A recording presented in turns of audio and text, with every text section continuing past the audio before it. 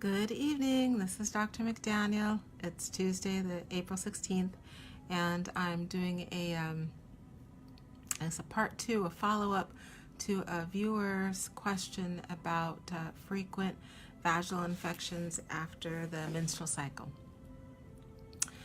Yesterday I spoke for a bit of time about the different types of infections and the sources or the scenarios, the setups, the environmental factors that could allow those imbalances or infections to occur.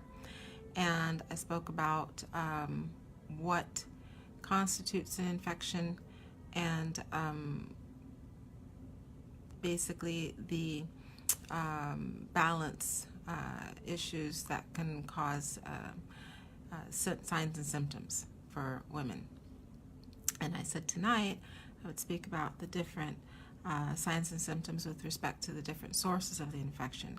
So yesterday I stated that vaginal imbalances or infections are only going to be from one of, four scenarios.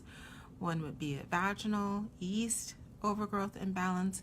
The second would be a vaginal bacterial overgrowth or imbalance. A third would be a combination of the two, and the fourth would be a sexual infection. Now, realistically speaking, only, sorry, I have allergies today, only 10% of sexual infections will have symptoms that someone would notice enough to seek help to alleviate those symptoms. So only 10% of STDs, and those that would be chlamydia, gonorrhea, trichomonas, will have symptoms that would require treatment or that the person would notice and seek help for them. Yeast infections and bacterial infections are what we call the bread and butter for vaginities or vaginal imbalances. In general, yeast infections occur at a normal vaginal pH. So the vaginal pH is supposed to be acidic, 3.5 to 4.5. So yeast infections predominantly occur in an acidic, normal vaginal environment. Most people are aware that yeast infections will cause a lot of itching because they're highly irritant. They have a high irritant factor. So yeast infections will usually cause a lot of itching, burning, swelling, stinging, discomfort.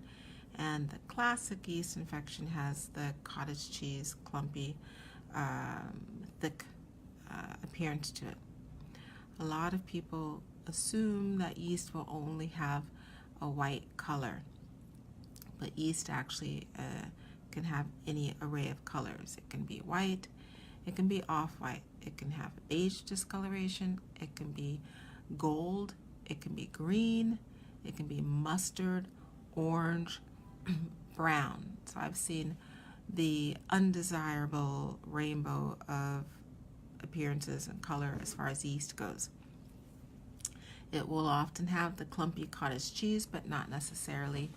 It can have a thick pasty, like an Elmer's glue, discolored appearance, or it can have a watery with bits, kind of a curds-in way. So lots of variations on the signs of a yeast infection.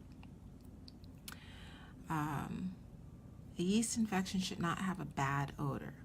So bacteria will predominantly have a bad odor because anything that smells bad, it smells bad because it has bacterial elements that are elevated. So garbage smells bad because of bacteria. Fish smells bad when it's getting old because of bacteria. Poop smells bad because it has bacteria in it.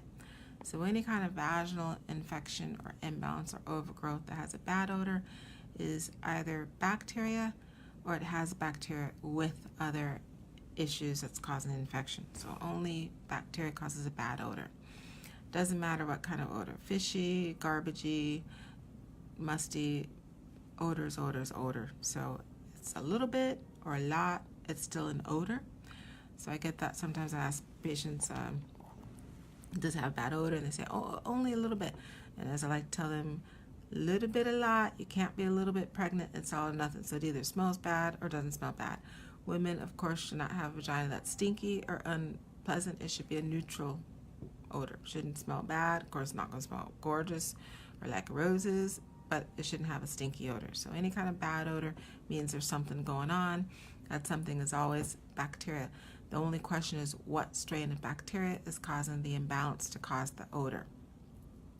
And that being said, yeast will sometimes be described as having a food smell. Some people literally say it smells like bread, or it has some kind of reminiscent of a food smell, occasionally like a strong pungent odor, but it shouldn't be like a really bad odor.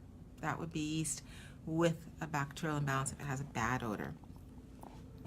Now, 92% of yeast infections can be treated with the over-the-counter treatment, the monostat, gynolotrin, all the over-the-counter ones. And that's also treated with the pink pill, the diflucan-fluconazole.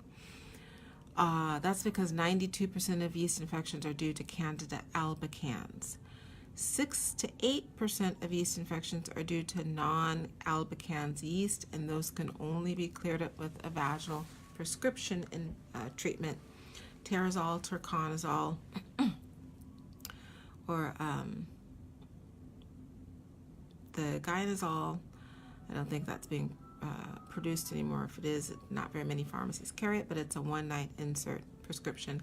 The Terazol, Turconazole is a 3-night or a 7-night prescription. So as far as yeast goes, one can purchase over-the-counter pH strips. They were all the rage when they first came out. I think they're around $20 or so at the drugstore, but you can purchase a strip, and it will check the vaginal pH. It will give you an indication if it looks like your discharge and your symptoms of itching, burning, blah, blah, if those are purely in a normal acidic environment, which would lean towards a yeast imbalance, or if it has a high pH, which would lean towards bacteria or a combination. Yeast is well known for causing itching, burning, discomfort because it's a highly strong irritant, but bacteria can also cause itching, burning, discomfort.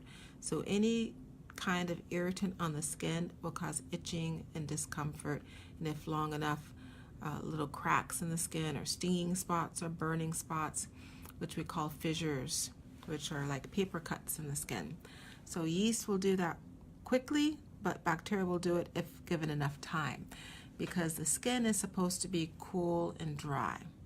If it's wet and moist, that will mount an inflammatory response, and that will cause itching, burning, swelling, stinging, and if given enough time, a rash and skin changes.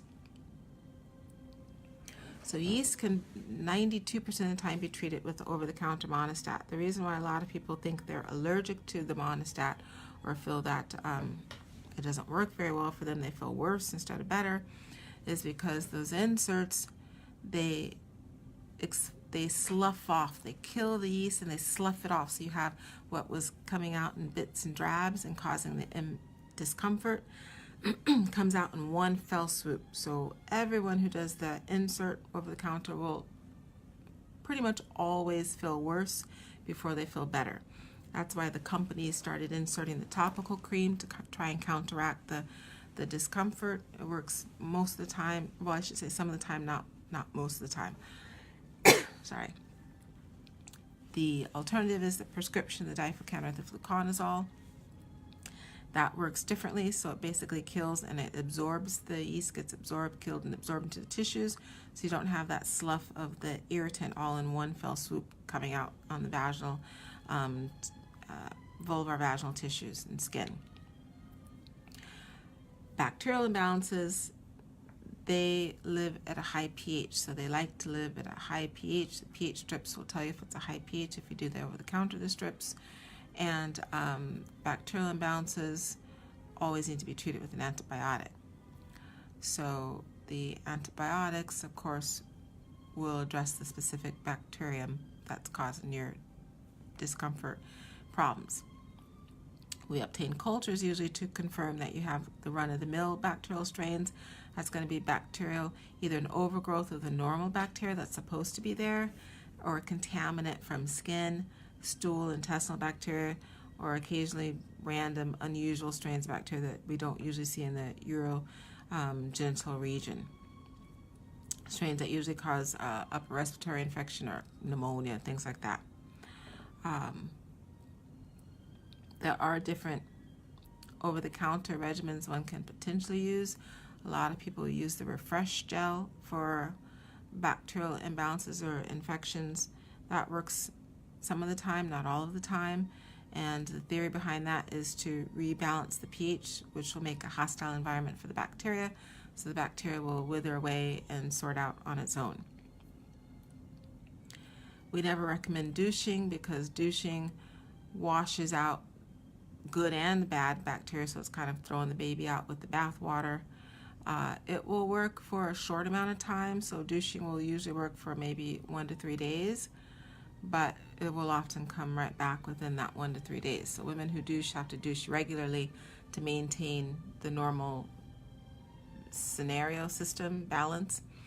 And realistically, we also don't recommend douching because some women will, when they're squishing up that fluid to wash out the vagina, some of it will get into the cervix and potentially into the uterus. They can give themselves a pelvic infection from all the dirty water from the vaginal bacteria getting washed up into the uterus. So that's why it's not recommended.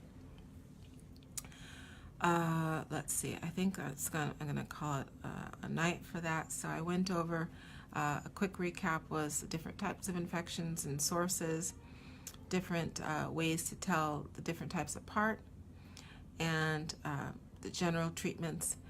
Tomorrow evening I'll go over things, supplements and things people can take in advance to prevent or minimize the frequency of imbalances, and things that can be done to potentially treat an imbalance.